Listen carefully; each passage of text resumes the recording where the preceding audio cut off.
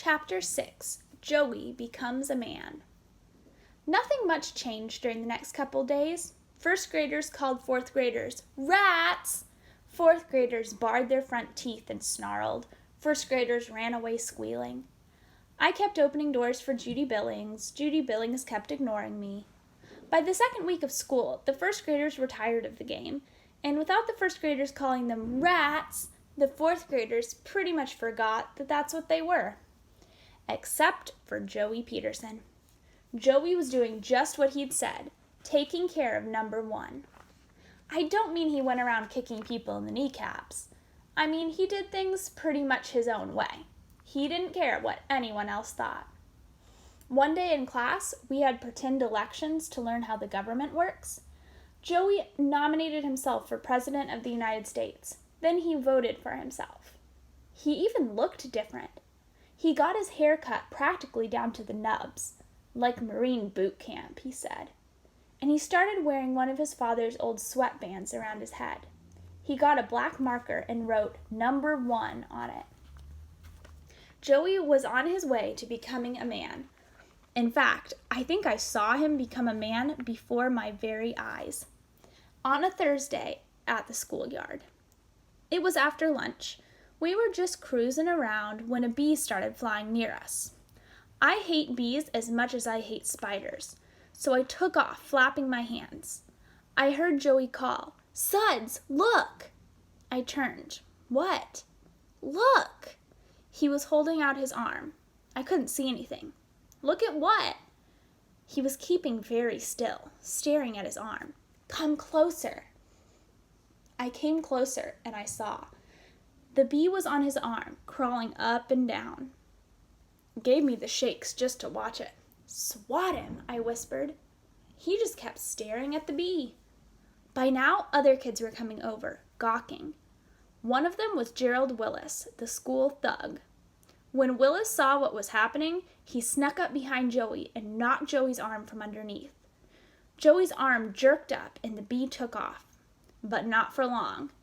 The bee made a U-turn and came right back and zap, stung Joey right on his arm. Kids shrieked. I think a couple of the little ones fainted.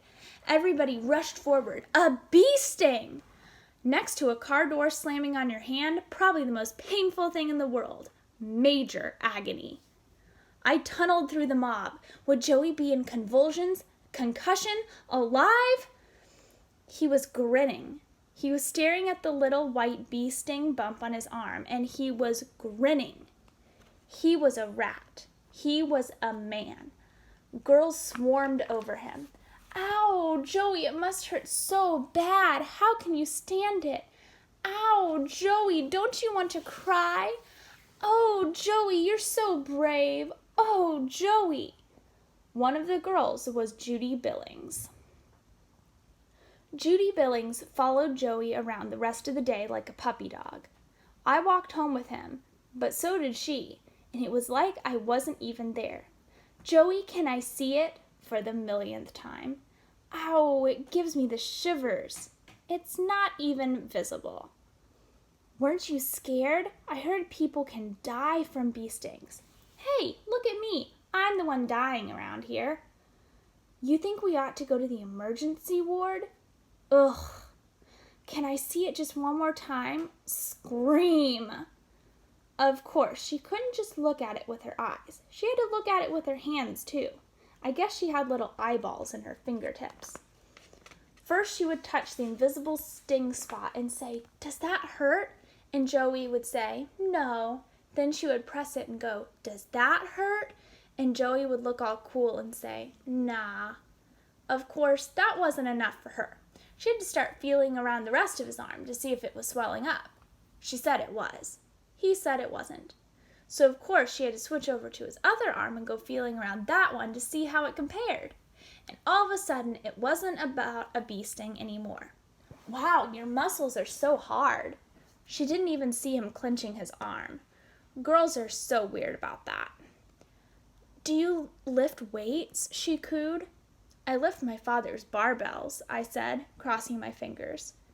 She gave him a look like, did you hear a voice? Is somebody else here? As for Joey himself, he was a little hard to figure. I had to admit, he wasn't exactly sucking up to her. He was letting her do the talking. In fact, for a minute there, it even looked like he was trying to help me.